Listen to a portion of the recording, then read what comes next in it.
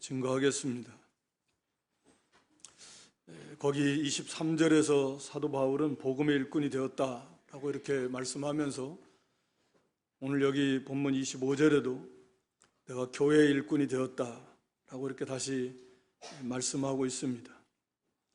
그래서 바울을 하나님의 교회의 일꾼으로 세우신 목적 통해서 오늘 우리들도 다 하나님의 교회의 일꾼으로 부름받은 자들인데 그 일꾼으로 세우신 목적 어디에 있는가 하는 것을 이 말씀을 통해서 우리도 좀 깨닫고 또 은혜를 받고 또 그런 합당한 일꾼의 자격을 갖춰갈 수 있기를 바랍니다. 먼저는 거기 24절에 보면 그리스도의 너희를 위하여 받는 괴로움을 기뻐하고 그리스도의 남은 고난을 그의 몸된 교회를 위하여 내 육체에 채우노라 이렇게 말씀합니다. 그러니까 교회 일꾼 된 그 목적에 오늘 본문을 보면 첫 번째는 그리스도의 남은 고난에 참여하게 하신다라고 볼 수 있습니다.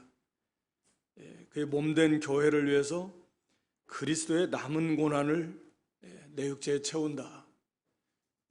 교회 일꾼 돼서 몸된 교회를 섬기면서 당하는 그런 고난이 그리스도의 남은 고난에 참여하는 것이다. 그런 말이죠. 쉽게 말하면. 그러니까 그리스도의 남은 고난이라는 말은 물론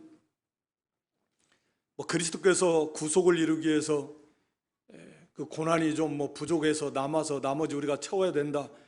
그런 말은 물론 아닙니다. 완전한 차고도 넘치는 그런 구원의 고난을 다 완성하시고 구원을 다 받으시고 고난을 다 받으시고 구원을 완성하신 우리 주님이시다. 그런데 왜 그리스도의 남은 고난이냐? 여기 24절에 말씀한 대로 주님의 즉 그의 몸된 교회니까 교회가 주님의 몸이니까 그러니까 주님과 교회는 뗄 수 없으니까 교회를 위한 고난은 곧 주님을 위한 고난이다. 그런 개념인 거죠. 우리 예수님께서도 사도행전 9장 또 26장에 보면 바울이 이렇게 고백하는 고백을 통해서 다메섹 도상에서 사도 바울을 주님이 이렇게 만나셨는데 나타나셔서 사울아 사울아 네가 어찌해서 나를 핍박하냐. 그러니까 바울이 예수님 만나기 전에 사울로서 성도들 교회를 많이 핍박을 하는데 그런 사울에게 예수님이 나타나셔서 왜 네가 나를 핍박하느냐. 성도들 교회와 예수님을 동일시했다. 누구십니까? 물어보니까 나는 네가 핍박하는 예수다. 예수님은 머리시고 그 앞에서도 그랬잖아요. 교회의 머리. 우리는 그의 몸 그리고 지체들.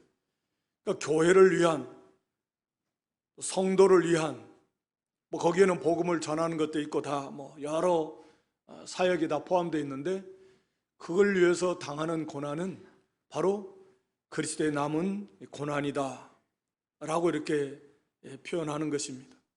근데 그냥 단순히 그렇게 표현하는 게 아니라 그리스도 교회를 위한 고난이 그리스도의 남은 고난에 참여하는 거다 라는 의미 속에서 이 고난이 얼마나 큰 영광인가 하는 것을 말씀하고 있는 거죠.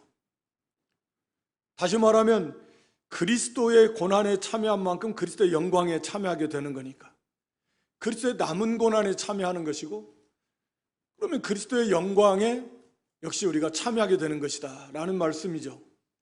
여기 이 말씀은 그러니까 우리 예수님께서 얼마나 큰 영광에 참여했습니까? 우리가 로마서 8장 17, 18절 말씀에도 로마서 8장 17절, 18절 보여줘 보세요. 로마서 8장 17절, 18절에 자녀면 또한 후사 곧 하나님의 후사의 그리스도와 함께한 후사는 우리가 그와 함께 영광을 받게 하여 뭐요? 고난도 함께 누구와 함께요? 그리스도와 함께 그리스도의 남은 고난에 참여한다 그런 의미입니다. 그러니까 함께 영광을 받기 위해서는 함께 고난도 받아야 된다. 그러니까 우리가 그리스도의 고난에 참여함으로써 그리스도의 영광에 우리도 참여하게 된다. 그래서 18절에 가서는 뭐라고 합니까? 비교할 수 없다. 그 영광이 너무나 크고 놀라워서 비교할 수 없다라고 이렇게 말합니다. 그러니까 여러분, 교회의 일꾼으로 하나님이 불러서 세우셨는데 그 교회 일꾼으로 섬기면서 이런저런 바울과 같은 고난 물론 아니지만 그래도 나름대로의 다 고난을 당하기도 합니다. 남들이 알지 못하는 그런 크고 작은 어려운 일들을 많이 겪는데 그것이 바로 그리스도의 남은 고난에 참여하는 것이고 그 고난에 참여한 만큼 그리스도의 뭐에 참여해요? 그리스도의 영광에 참여하게 된다. 그리스도의 영광에 참여하게 된다라고 하는 거죠. 그러니까 얼마나 이게 놀라운 하나님의 은혜인가. 우리가 빌립보 2장 9절로 11절에 보면 그리스도를 얼마나 존귀하게 하셨는가 하는 것을 쭉 말씀하고 있습니다. 빌립보서 2장 9절로 11절. 그러면서 예수님께서 십자가에 죽기까지 고난받으시고 순종 다하심으로 하나님께서 예수님을 지극히 높여주셨다라는 내용이죠. 11절에도 마찬가지입니다. 그래서 예수님을 지극히 높여주신 만큼 우리도 그 고난에 참여한 만큼 그렇게 존귀하게 된다. 그런 예수님의 영광에 우리가 동참하게 된다라고 하는 것을 말씀하고 있는 것입니다. 그러니까 우리가 디모데후서 2장 12절에도 함께 참으면 함께 왕노릇합니다. 고난 당하면서 끝까지 참고 믿음 지키면서 사명 감당하면 그만큼 우리의 왕권도 커지게 되는 것이다. 이런 말씀이 여러 군데 있습니다. 그래서 우리가 교회 일꾼으로 부름받아서 하나님의 교회를 위해서 복음을 위해서 이모로 저모로 수고하며 당하는 크고 작은 어려움들이 무슨 고난이요? 그리스도의 남은 고난, 그리스도의 고난에 참여한다 그 말입니다. 본문에 이렇게 읽진 않았지만 우리가 베드로전 4장에 보더라도 그리스도의 고난에 참여한다라는 말씀을 사도 베드로도 말하고 있는데 그리스도 자신의 고난은 말씀드린 대로 완벽하게 다 완성하셨지만 다 받으시고 우리가 그 고난에 참여하는 것은 바로 일꾼으로서 교회를 위한 일꾼으로서 우리가 수고하다가 당하는 고난이 바로 그리스도의 고난에 참여하는 것이다. 그러니까 얼마나 우리의 고난을 교회를 위한 그런 수고를 당하는 고난을 하나님이 존귀케 여기시는가, 거기에 따른 영광이 얼마나 크고 놀라운 것인가 하는 것을 기억해야 됩니다. 그러니까 오늘 여기 24절에도 사도 바울은 내가 너희를 위해서 받는 괴로움을 기뻐한다.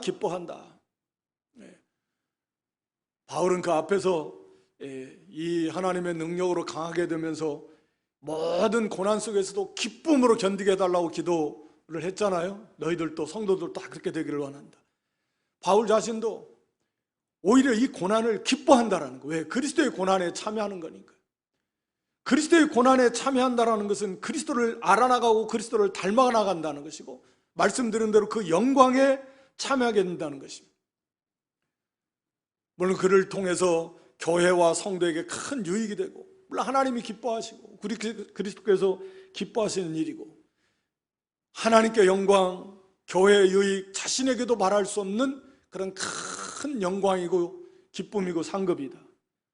이걸 알기 때문에 우리 여러 곳에서 말씀한 대로 고난당하면 그것이 유익이고 오히려 기뻐하라고 말씀하고 있는 거죠. 그래서 사도 바울도 그를 통해서 기뻐하는 것이다. 물론 기뻐해야지 하는 마음만 가지고는 잘 안 되는 거죠. 성령의 충만한 은혜 속에서 기쁨이 막 샘솟는 거니까 주를 위해서 이런 고난을 받을 때 더 풍성한 성령의 감동과 감화의 그런 역사가 임하게 되는 것이고 그 안에서의 그런 기쁨이 충만하게 되는 것입니다. 그래서 교회 일꾼으로 세우신 목적 중에 하나는 아예 뭐 받으라고요? 그리스도의 남은 고난을 받으라고, 고난 받으라고. 그러니까 어려움 없이, 고난 없이, 고통 없이 그냥 그렇게 일하려고 하는 것은 맞지 않다. 맞지 않아요. 나 힘들어서 그만할래. 나 스트레스 받아서 안 할래. 내가 뭐 세상에서 뭐 일하는데도 스트레스 받는 내가 교회 일 하면서까지 내가 스트레스 받아야 돼. 내가 위로받으려고 오고 내가 기쁨을 얻으려고 왔지. 내가 교회 생활하면서 내가까지 스트레스 받아야 돼. 안 해. 나 스트레스 막 힘든 것은 세상 일로도 족하고 집안 일로도 족하고 차고 넘친다. 언뜻 보면 그럴싸하고 또 한편으로 맞는 말이기도 한데, 믿음이 어느 정도 좀 자라서 교회 일꾼이 되면 그리스도의 고난에 참여하라고, 그 고난이 그리스도의 고난, 남은 고난에 참여하는 거니까, 그래야 그리스도의 그 영광에 참여할 수 있으니까 하나님이 사랑하셔서 그렇게 교회 일꾼으로 세운 것을 이 말씀을 통해서 깊이 깨달으시기를 바랍니다. 그래서 이 고난은 뭐 우리 사도 바울과 비교할 수 없지만 그래도 그리스도의 남은 고난, 거기에 참여하는 것이고, 그래서 그 영광에 참여하게 하시려고 하나님이 일꾼을 이 자격을 주셨고 직분을 주셨고, 그래서 당연한 것이다. 이 고난이 오는 건 당연한 거예요. 뭐 예수님도 제자들 다 도망가고 배반당해서 팔아 넘기고, 사도 바울도 배척당하고 쫓겨나고 비방당하고 욕먹고 뭐 몸으로 당한 그 고난 말고도 우리가 하나님의 일을 하면서 억울한 일도 만나고, 하지도 않았는데 했다, 그렇지 않았는데 또 잘못했다 소리도 듣고, 몸도 힘들고 또 물질도 뭐 이렇게 드리고 여러 가지로 힘들고 어려운 일이 많이 있을 수 있지만, 이게 그리스도의 고난에 참여하는 것이고, 그래서 이것이 그만큼 큰 영광에 참여하게 되는 거예요. 하나님이 기뻐하시고 그 속에 또 하나님의 위로가 있고, 그 속에서 오히려 기쁨으로 이 사역을 감당할 수 있다라고 하는 것입니다. 그리고 두 번째는 여기 25절에 보면, 내가 교회에 일꾼 된 것은 하나님이 너희를 위하여 내게 주신 경륜을 따라 하나님의 말씀을 이루려 함이니라. 하나님의 말씀을 이루려 합니다. 교회에 일꾼 된 것은. 근데 이 내용은 26절에 가서 보면 하나님의 말씀을 이루려 한다고 해놓고 또 이 비밀이다 그랬으니까, 하나님 말씀인 그 비밀인데, 그 비밀은 27절에 가서 보니까 너희 안에 계신 그리스도시다, 곧 영광의 소망이신 그리스도다, 이렇게 말하고 있어요. 그러니까 이거 요약해서 말씀하면 하나님의 말씀을 이루기 위해서 일꾼을 삼았는데, 그 내용인 즉슨 하나님의 비밀이고 또 영광의 소망이신 그리스도를 전하게 하기 위해서 일꾼을 세우셨다. 다시 말하면 뭐라고요? 하나님의 비밀이시고 또 영광의 소망이신 그리스도를 전하게 하시기 위해서 일꾼으로 삼으셨다. 여기 나와 있잖아요. 하나님 말씀을 이루는 건데, 그 내용은 그리스도를 전하는데, 그리스도는 어떤 분이냐? 오늘 본문에는 하나님의 비밀이시고 영광의 소망이시다. 간단한 겁니다. 그래서 하나님의 비밀이시고 영광의 소망이신 그리스도를 전하게 하시려고 일꾼으로 세워주셨다라고 하는 것입니다. 그러면서 일꾼이 된 것은 하나님의 경륜이라고 하는 것은 하나님의 섭리와 여정, 하나님의 계획, 하나님이 계획을 세우시고 그 계획을 이루어 나가시는 그 모든 면을 다 포함해서 하나님의 경륜이라고 이렇게 말할 수 있습니다. 그러니까 하나님의 그 위대한 경륜이 있는데, 하나님의 위대한 계획이 있고, 그 계획을 이루어 나가시는 하나님의 섭리가 있고 예정이 있고, 그 놀라운 하나님의 계획과 그것을 이루어 나가는 하나님의 그 모든 섭리와 예정 속에서 일꾼으로 삼았다. 사도로 부르고 일꾼으로 삼았다. 그러니까 우리도 보잘것없는 것 같아도 우리 한 사람 한 사람도 그런 위대한 하나님의 큰 계획 속에서 그걸 이루어 나가는 데 있어서 하나님께서 딱 우리를 일꾼으로 하나님이 세우셨다라고 하는 것입니다. 그러나 여기에서 먼저는 하나님의 비밀이다. 비밀. 예수 그리스도가 하나님의 비밀이시고 영광의 소망이시고, 이게 하나님의 뜻인데 왜 하나님이 예수 그리스도가 하나님의 비밀이시냐? 여기 만세와 만대로부터 감추었던 것이다 이렇게 말합니다. 26절에 만세라는 건 쉽게 말하면 창세 전부터 영원 가운데서 하나님이 감춰놨던 비밀, 그리고 만대 창조 이후에 모든 세대 가운데 하나님이 감추어 놨던 하나님의 비밀, 그게 바로 누구시라고요? 예수 그리스도입니다. 예수 그리스도가 하나님의 놀라운 계획 가운데 감추어져 있는 비밀이, 다시 말하면 하나님은 예수 그리스도를 통해서 하나님의 모든 계획을 어떻게 하시겠다라는 거예요? 이루시겠다. 쉽게 말하면 우리가 지난 시간에도 살펴봤는데 하나님의 놀라운 계획이 있습니다. 하나님이 이 세상을 창조하셨는데, 우주 만물을 다 창조하신 것이 그냥 심심해서 창조하신 게 아니에요. 그냥 하나님의 능력을 과시하시고 싶으셔서 창조하신 게 아니에요. 그런 지극히 지엽적인 부분도 있지만 하나님은 이 창조하신 하나님의 그 계획, 목적이 있어요. 목적. 그 중심에 누가 계시냐면 바로 예수 그리스도가 계시는 것입니다. 이 세상 역사를 하나님이 이렇게 사람을 창조하시고 세상 역사를 이루어 가시는데 여기에 대한 하나님의 중요한 목적이 있다고요. 목적. 이 세상을 만드시고 나라를 세우시고 모든 인생들을 거기 살아갈 수 있도록, 흔히 말하는 인류 역사가 굴러가도록 하시는 거기에 핵심적인 하나님의 목적이 있다. 목적, 계획이 있다. 그 중심에 예수 그리스도가 계시다 라고 하는 것입니다. 그러니까 세상은 이걸 모르는 거죠. 가장 중요한 이 천지 만물이 왜 이게 세워졌냐? 누구를 위해 세워졌다고 그랬어요? 우리가 지난 시간에 잠깐 살펴봤는데 거기 1장 16절 보니까 만물이 다 그로 말미암고 그를 위하여. 여기가 그가 누구예요? 그가 그리스도. 그러니까 만물을 하나님이 창조하셨는데, 물론 우리 예수님도 그 창조하셨습니다. 이 만물이 누구를 위해서 창조됐다고요? 그리스도를 위해서 창조됐다. 그리스도를 위해서 창조됐어요. 그러니까 하나님이 여기에 이 창조의 목적이 있다라는 거죠. 그리스도를 위해서 창조했으니까.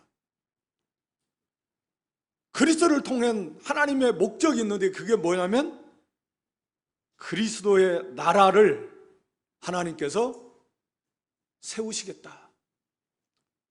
우리가 거기 1장 몇 절입니까? 우리를 흑암의 권세에서 13절, 흑암의 권세에서 건져내셔서 어디로 옮기셨어요? 그의 사랑의 아들의 나라, 그리스도의 나라, 그리스도의 나라로 옮기셨습니다. 말씀드렸던 거예요. 그러니까 그리스도를 통한 그리스도의 나라, 왕국입니다. 그리스도가 왕이라는 나라예요. 이건 민주주의를 말하는 게 아닙니다. 이건 오늘날 사실 생각보다 민주주의 국가가 많지 않더라고요. 이 세상에 200개가 넘는 국가 중에 민주주의 국가는 몇 개 안 되더라고요. 하여튼 간에 우리나라와 같은 이런 나라를 말하는 게 아닙니다. 왕국이에요. 왕국. 영원한 그리스도께서 왕이신 그리스도의 나라. 그 그리스도의 나라를 만드시는 게 하나님의 계획이에요. 그래서 그리스도께서 오셔서 구원을 완성하시고 모든 하나님의 백성들, 이 세상 이방인들 가운데 있는 하나님 백성들을 다 구원해서 그리스도의 나라로 옮기셔서 그리스도가 왕인 그 나라의 백성 되게 하시고, 그 다음에 만물 화목이라고 말했습니다. 만물 화목. 거기 20절에 보면 그의 십자가의 피로 화평을 이루사 만물, 그 땅에 있는 것, 하늘에 있는 것들이 그리스도 예수 그리스도로 말미암아 하나님과 화목해 되기를 기뻐하시. 이게 만물 화목입니다. 사도행전 3장 21절에 보면 만물 회복이 나옵니다. 만유를 회복한다. 만물을 회복시키는 거죠. 인간이 타락함으로 모든 만물이 다 타락했는데 그 만물을 회복시킵니다. 에베소 4장 6절에도 보면 만물을 통일시킵니다. 그러니까 사람만 구원해가지고는 안 되고 그리스도의 나라는 이 만물까지 다 회복이 돼야 돼. 하나님과 화평을 이루고, 오늘 여기 본문 1장 20절에는 만물이 하나님과 화목을 이루는 것입니다. 이게 그리스도의 나라의 완성입니다. 그러니까 사람 가운데서도 하나님께서 택한 백성을 구원하고 죄를 다 해결하시고 완전한 그런 하나님의 사람으로, 거룩한 사람으로, 궁극적으로는 죄를 지을 가능성도 없는 존재로 만드셔서 완벽한 구원의 완성을 이루시고, 또 만물도 우리 주님 재림하셔서 이 죄의 요소를 다 죄악은 심판하시고 만물 가운데서도 죄의 요소는 다 제거해버려서 내가 만물을 새롭게 하노라. 우리 예수님께서도 세상이 새롭게 되었을 때 새롭게 됩니다. 이런 죄의 요소가 하나도 없는, 우리가 계시록 21장 5절에 살펴봤는데 만물을 새롭게 돼. 하늘과 땅과 그 모든 만물이 타락한 죄악의 요소가 가득한 이 세상이 죄의 요소가 하나도 없는 만물이 새롭게 되는 그런 그리스도의 나라가 이루어지게 될 것입니다. 죄의 요소는 다 심판해버리고, 죄인들은 다 심판해버리고, 죽음도 사탄도 다 가둬버리고 불못에 던져버리고, 그래서 그게 비로소 하나님 백성들뿐만 아니라 만물에 이르기까지 만물이 통일되고 만유가 회복이 되고 만유가 하나님과 그리스도 안에서 화평을 이루는 나라, 그것이 바로 그리스도의 나라입니다. 이게 하나님이 천지 만물을 창조하신 창조의 목적입니다. 위대한 목적이에요. 그래서 이 하나님의 창조의 목적의 중심에는 당연히 그리스도가 계십니다. 그리스도를 통해서 이것을 이루신다라고 하는 거죠. 그래서 먼저는 지금 하나님의 형상대로 지음받은 우리 사람들을 다 구원해내시고, 그리고 마지막에는 이 만물까지, 이 만유, 모든 만물까지도 다 회복시키셔서, 그래서 하나님과 화목하게 그리스도 안에서만 이게 가능한 거예요. 만물조차도 그 안에서 그리스도의 십자가의 대속의 피 흘림의 공로가 없으면 그게 안 된다라는 거죠. 그게 없이는 안 됩니다. 만물 스스로 하나님과의 회복이 안 되고 통일이 안 되고 화목이 안 이루어진다라는 거예요. 이것이 하나님의 구원의 계획입니다. 그런데 여기 영광의 소망이시다, 이 하나님의 비밀에 대해서 말씀했습니다. 이 비밀, 여기서 사도 바울이 이 비밀을 이렇게 표현하는 그 배경에는 당시에 이제 영지주의자들이 고린도 교회, 뭐 다른 곳에도 많이 이렇게 활동하고 있었는데, 영적인 지식, 영적인 어떤 자기들의 지식을 가지고 있다. 이게 이제 영지, 자기들만 가지고 있다. 그래서 깊이 묵상하고 기도하면서 자기들이 신비한 것을 체험하고 신비한 영적인 지식들을 자기들이 그걸 깨달아서 가지고 있는데, 그래야 구원이 그 속에 있는 것이고, 자기들만이 그것을 가지고 있고 자기들에게 그것을 배우고 자기들처럼 그렇게 신비한 영적인 지식을, 그 비밀이죠, 그걸 가지고 있어야 그게 구원이 있다라고 이렇게 잘못 주장하는 것에 대해서 바울은 아니다, 하나님의 비밀은 그런 데 있는 게 아니라 예수 그리스도가 하나님의 비밀이야. 그리고 그 예수 그리스도가 이미 모든 성도들에게 다 드러났어. 너희들이 하는 말은 다 가짜야. 그래, 우리가 보는 뭐 비밀이 그런 걸 알아야 돼? 그게 아니라 바로 예수 그리스도 그분이 하나님의 비밀이요, 하나님의 놀라운 구원의 계획, 하나님의 나라에 대한, 창조에 대한 하나님의 비밀이 바로 예수 그리스도다. 그리고 그분이 이제 예수님의 십자가 부활을 통해서 완벽하게 모든 이방에 있는 하나님 백성들에게까지 다 드러나서 믿는 자에게는 다 알려지는 거죠.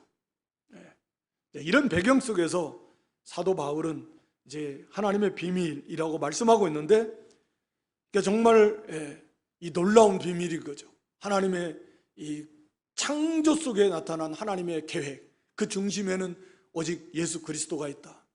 그리스도를 통해서 하나님의 계획을 이루시고 하나님의 나라, 그리스도의 나라를 이루실 것이고, 그래서 고린도전서 15장 24절에 말씀드린 대로 이제 마지막 고린도전서 15장 24절 다시 한번 보여줘 보세요. 그 후에는 나중이니 이제 부활의 순서에 대해서 말씀하면서 마지막 이제 심판의 부활까지 심판 다 하시고 나서 제가 모든 정사와 모든 권세 능력을 다 멸하시고 나라를, 그리스도의 완성된 나라를 누구에게 바쳐요? 아버지 하나님께 바치게 됨으로써 완성이 됩니다. 끝나게 된다 그 말이에요. 그래서 그리스도께서 그리스도의 나라를 완성하신 다음에 그 나라를 아버지께 바칩니다. 성부 하나님께. 그래서 하나님의 이 놀라운 구원의 계획이, 창조 속에 나타난 하나님의 구원의 계획이 그리스도를 통해서 완성이 되는 거죠. 그리스도의 나라. 이게 놀라운 비밀이고, 그런데 여기 그리스도는 하나님의 비밀일 뿐만 아니라 풍성한 영광의 소망이시다 라고 이렇게 말씀하고 있습니다. 27절에 그 비밀의 영광이 얼마나 풍성한가, 그리고 그분은 바로 영광의 소망이신 그리스도시다 라고 이렇게 말씀하고 있는 것입니다. 너희 안에 계신, 그랬죠? 너희 안에 계신 그리스도, 27절에 보면 그리스도가 너희 안에 계신다 라고 하는 것입니다. 물론 예수님은 부활의 몸을 입으셔서 하늘보좌 우편에 친히 계시기도 하시지만 영으로 우리 성도 안에 계신다 라고 하는 것을 말씀하고 있는 거죠. 우리 로마서 8장 9절로 10절 한번 보여줘 보세요. 로마서 8장 9절로 10절. 만일 너희 속에 하나님의 영이 거하시면, 또 누구든지 그리스도의 영이 없으면 그리스도의 사람이 아니다. 이게 성령을 가리키는 표현인데요, 성령을 하나님의 영이라고도 하고 그리스도의 영이라고도 표현합니다. 그러니까 신비하지만 삼위일체 신비를 나타내는 표현인데, 이건 하나님의 영이, 하나님이 성령으로 성삼위일체 하나님께서 우리 안에 계신다 라고 하는 거죠. 그래서 고린도후서 13장 5절에서도 그리스도께서 너희 안에 계신 줄을 알지 못하면 나는 구원받은 사람이 아니다는 거죠. 그러니까 그리스도께서 우리 안에 계신 걸 어떻게 아는가? 성령, 그리스도의 영이시니까, 하나님의 영이시니까 성령이 우리 안에 계심을 통해서 그리스도가 우리 안에 계신 것을 알게 된다. 요한일서 3장 24절도 한번 보여줘 보세요. 요한일서 3장 24절에 우리에게 주신 성령으로 말미암아 그가 우리 안에 거하시는 줄 우리가 안다. 성령이 우리 안에 계심으로써 성령으로 말미암아서 그리스도께서, 하나님께서 우리 안에 거하시는 것을 우리가 알게 된다. 오늘 여기 본문에서도 그리스도가 너희 안에 계신, 그리스도께서 우리 안에 계신다 라고 하는 것을 말씀하고 있습니다. 그러니까 그리스도께서 우리 안에 계시지 않는다면 그건 그리스도의 사람이 아니고 구원받은 사람이 아닐 것이다. 다른 말로 말하면 성령이 우리 안에 계시지 않으면 그 사람은 구원받은 사람이 아닐 것이다. 그러니까 성령이 우리 안에 계신 증거는 차고도 넘친다 그랬습니다. 예수가 그리스도로 믿어지는 거죠. 예수님의 동정녀 탄생, 십자가 대속의 죽으심, 그리고 부활하심이 믿어지는 거예요. 가장 중요한 것이 그런 것이죠. 하나님의 중요한 진리들이 믿어지고 깨달아지는 것이 성령이 하시는 일들이, 성령이 하시는 일이 많습니다. 바른 죄가 무엇이냐, 의가 무엇이냐, 이것은 성령께서 하나님 믿지 않고 예수 그리스도를 믿지 않는 것이 죄다라고 깨달아지는 게 성령이 하시는 일입니다. 의, 오직 예수 그리스도 안에만 의가 있고 예수 그리스도를 믿음으로 우리가 의롭게 되는 것이 믿어지고 깨달아짐, 그것이 성령께서 하시는 일입니다. 하여튼 하나님의 말씀이 믿어지고 깨달아지고 말씀대로 하고 싶어하는 선한 소원이 일어나는 게 성령이 하시는 일인데, 하여튼 우리 안에 계신 영광의 소망이신 그리스도다. 근데 이 영광의 소망이라는 말은 예수님 자신이 우리의 영광의 소망이시고 또 우리에게 영광의 소망을 주신 분이 예수 그리스도고, 그리스도 안에서 우리가 영광의 소망이 풍성하게 우리에게 주어졌고 예수님 자신이 그 영광의 소망이시다라고 하는 것입니다. 영광이라는 말은 참 좀 어렵습니다. 우리가 많이 쓰기도 하는데 이걸 한마디로 표현하는 건 참 어려워요. 그리고 그것을 설명하는 것은 혹자가 말하는 것처럼 불가능합니다. 인간의 언어로서는 불가능하다. 왜냐하면 사전적 의미는 말할 수 있겠지만 우리가 영광을 영광이라고 하는 그 의미는 하나님의 속성을 나타낼 때 쓰는 단어입니다. 그러니까 하나님의 존재를 나타낼 때 영광을 쓰는 거죠. 그러니까 하나님의 그 속성을 어떻게 표현합니까? 하나님의 사랑, 그러니까 하나님의 속성의 한 면을 말할 때 하나님의 사랑이 나타나요. 그게 하나님의 영광이 나타나는 거죠. 사랑, 하나님의 거룩, 하나님의 지혜, 하나님의 능력, 또 하나님의 그 위대하심, 하나님의 존귀하심, 어미하심, 하나님의 영원하신 그 하나님 되심의 성품들, 속성들의 면면들, 그게 영광이거든요. 영광, 하나님의 영광이에요. 그러니까 우리가 하나님께 영광을 돌린다라는 의미도 참 사실은 어렵지만 우리가 뭘 잘해서 하나님께 영광을 돌린다라는 의미가 아니라 하나님께서 우리에게 베풀어 주신 하나님의 영광의 그 은혜를 합당하게, 그게 하나님의 그 영광의 은혜임을 깨닫고 그것을 하나님께 합당하게 돌려드린다라는 의미예요.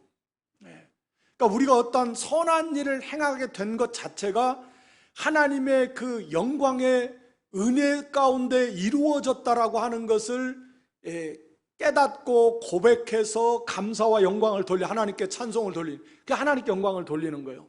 그러니까 모든 것이 하나님의 그 영광의 은혜 속에, 하나님의 영광의 성품 속에 우리에게 베풀어 주신 그것을 깨달아서 그것을 하나님께 돌려드리는 것이, 그게 영광을 돌려드리는 것입니다. 하여튼 간에 그건 잘 묵상해 보시고, 그래서 이 영광, 하나님의 영광을 말할 때 그냥 우리가 영광의 소망이시다, 하나님의 성품을 말하면 대표적인 하나님께만 있는 고유적인 성품이 이제 무한하신 하나님, 영원하신 하나님, 불변의 하나님, 하나님 존재의 특성이 무한하십니다. 그러니까 지혜나 능력이나 사랑이나 거룩이나 공의나 모든 면에 하나님의 존재의 속성이 제한이 없어요. 무한하시고, 그리고 영원, 불변도 마찬가지지만 변함이 없어요. 영원하십니다. 그러니까 우리에게 주어진, 우리가 누리게 되는 그런 상급이 영광이다라고 이렇게 표현할 때는 바로 그런 속성들이 우리가 누리게 되는 구원, 부활, 하늘의 기업, 칭찬, 상급, 여기에 다 그게 하나님의 영광의 요소가 다 거기에 포함되어 있다. 그래서 우리가 영광의 상급이다, 영광의 부활이다, 영광의 기업이다, 이렇게 표현하는 겁니다. 사실은 그게 하나님에게 속해 있는 영광의 그 속성들이 그 속에 다 포함되어 있으니까. 그러니까 세상적인 것은 잠시 지나면 없어요. 썩고, 우리는 썩지 않지만, 더럽지 않고 쇠하지 않지만 세상 것은 그거 아니에요. 금방 썩고 없어지고 망하고 쇠해지고 그런 거죠. 하나님께 속한 건 그런 것이 아닙니다. 그래서 영원하여 그 지혜와 능력도 사랑도 그 무한하고 영원하고 완전하고 불변하고, 그게 영광이거든요. 영광. 우리가 누리게 되는 그런 하늘의 부활, 그런 하늘의 그 기업, 말씀드린 대로 그 모든 상급, 그것이 우리에게 누리게 되는 영광이라고 말해요. 영광, 하나님의 것을 우리가 누리게 되는 거예요. 그것이 영광의 소망이다라고 하는 것입니다. 기쁨도 잠시 사그러지는 불완전한 그런 기쁨이 아니라는 거죠. 영광의 기쁨이라는 거죠. 하나님께로부터 오는 영원한, 완전한, 무한한, 변함이 없는 충만한 그런 기쁨이고, 그런 평화고, 그런 즐거움이고, 그런 자유함이고, 그런 사랑의 세계고, 그런 의의 세계고, 그런 거룩한 세계고, 그게 그리스도를 통해서 우리에게 주어진 것이다. 그래서 영광의 소망이시다. 영광의 소망. 우리는 이걸 잘 모릅니다. 너무 흔히 저 자신도 마찬가지지만 이 괴리가 너무 커가지고 얼마나 이게 크고 놀라운지 너무 크니까 잘 몰라요. 너무 몰라요. 상상도 안 가는 거죠. 하나님의 영광이, 우리의 부활이 그런 거죠. 영광의 부활입니다. 그래서 하나님의 그 영광의 속성이 그대로 이렇게 비추어진 그것을 다 내포하고 있는, 우리가 누리게 되는 하늘의 그 모든 영광이, 그래서 영광이라고 하는 거예요. 그래서 여기 예수 그리스도를 영광의 소망이시다. 영광, 우리에게 영광을 주신 소망.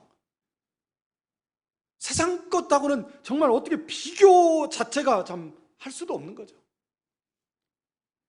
어마어마한 그 영광이라니까. 이건 하나님께만 속한 거라니까. 영원한, 불변한, 무한한 그런 요소가 다 들어가 있는 그런 하늘의 상급이고, 존귀고, 뭐 왕권이고, 뭐 기업이고, 다 맞아. 우리가 하늘에서 하나님 나라에서 누리게 되는, 그리스도 안에서 누리게 되는 그런 기쁨도, 자유도, 평화도, 하게 되는 사랑도, 우리가 누리게 되는 존귀함도 다 영광이죠. 영광, 영원하다라는 거죠. 상상도 할 수 없는, 그래서 영광의 소망이시다. 앞에서도 흑암의 권세라고 그랬잖아요. 죄와 사망과 마귀의 진노, 하나님의 진노 아래 되어 있는 그 흑암, 죄, 그 결과인 사망, 죽음, 비참한 거죠. 영원한 불못, 영원한 불 속에 들어가서 살아야 되는 그런 하나님의 진노 앞에서 그 불 속을 향해서 막 떨어져 가는 인생들이 내일 떨어져 갈지, 오늘 저녁 떨어져 갈지 아무도 모르는 거죠. 그 영원한 불 속이 눈앞에 있는데 오늘 떨어질지 내일 떨어질지 아무도 몰라요. 인생이 구원 여기서 마지막, 오늘이 마지막일지 내일이 마지막일지 구원 못 받으면 끝나요. 그냥 그 영원한 불 속으로 떨어져 버리고 거기서 나오는 법은 없습니다. 그냥 거기서 영원히 살아야 돼요. 그런 가운데 있었던 인생들이 영광의 소망이라니요.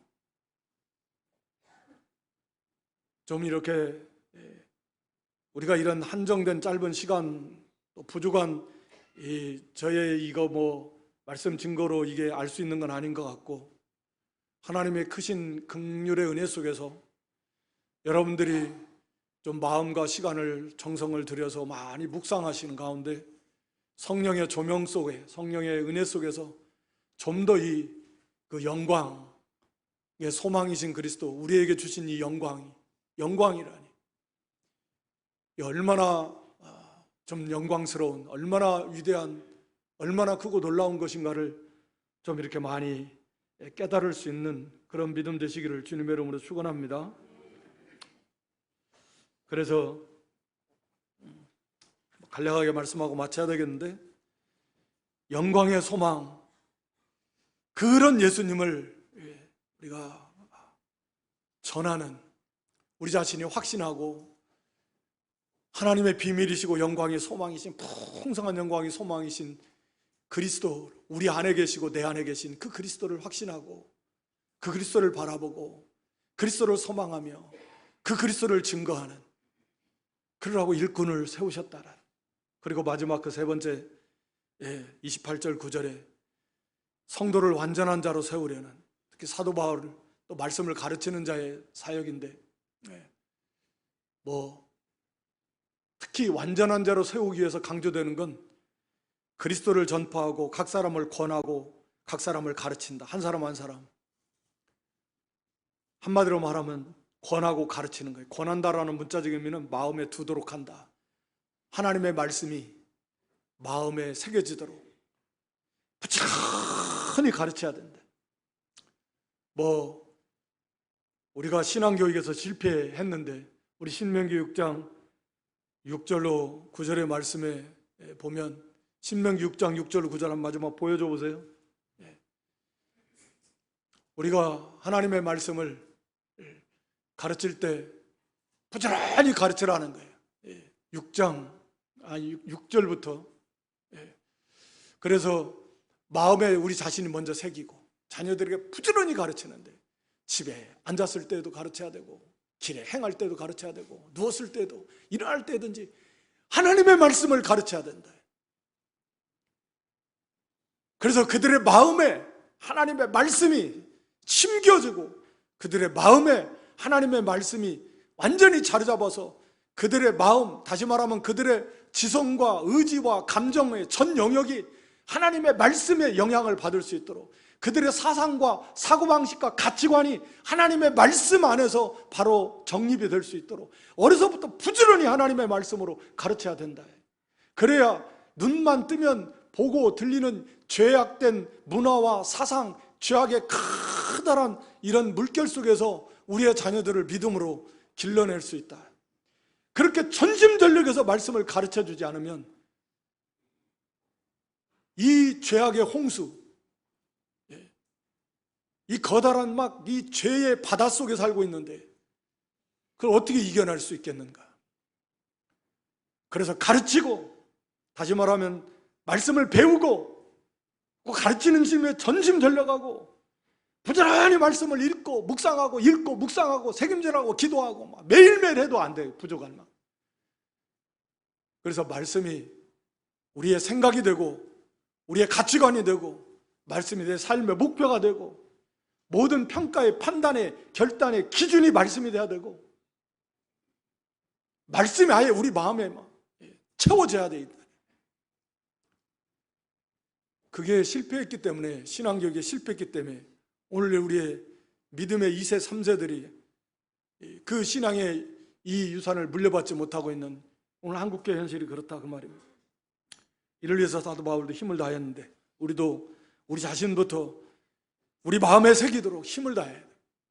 우리 속에서 역사하시는 성령의 인도를 따라서 힘을 다해서 말씀이 그 마음에 새겨지고, 그랬을 때 이제 그런 바른 사상과 가치관을 가지고 행함으로써 그의 삶이, 그의 인격이 그렇게 변화되는 것이 온전한 사람으로, 하나님 앞에 온전한 사람으로 만들어지는 것은 이 말씀을 가르침으로 인해서 되어지는 것입니다.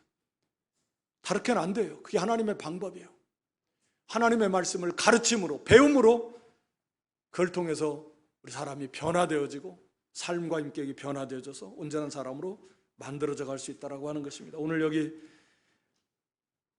교회의 일꾼으로 세우신 목적이라고 하는데 사도 바울뿐만 오늘 우리도 첫 번째는 그리스도의 남은 고난에 참여하게 하시려고, 교회를 위한 그런 일꾼으로서 일하다가 크고 작은 어려움 당하는 것은 바로 그리스도의 남은 고난에 참여하는 것이고, 그러므로 인해서 그리스도의 고난에 참여할 뿐만 아니라 그리스도의 영광에 참여하는 무한한 은혜와 복이다 라고 하는 것을 우리가 항상 기억해야 됩니다.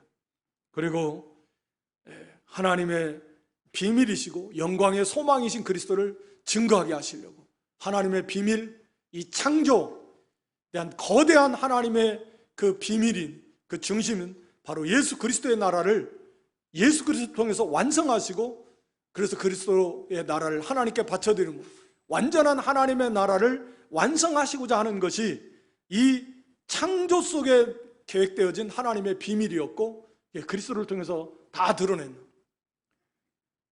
그리고 그 그리스도는 바로 영광의 소망이시다. 그 나라, 완전한 나라의 완전한 하나님 백성들을 통해서 그 하나님의 영광을 누리며 살고 영광스러운 존재로 만들어서 그 무한한 영광의 그 상급 기업을 세세봉토로 그 누리는 그런 영광의 소망을 우리에게 주신 그리스도, 예수님 자신이 영광의 소망이시고, 그런 그리스도를 많이 묵상하시고 깨달으시고 감사하시고 그 그리스도께 소망, 영광의 소망을 두시고 바라보시고 세상 소망 갖지 말고, 그리고 그 그리스도를 증거하고 부지런히 가르치고 부지런히 배우고, 그래서 좀 더 완전한 사람으로 만들어지고 또 세워나가는 일에 이렇게 충성 다할 수 있는 저와 여러분 될 수 있기를 주님의 이름으로 축원합니다.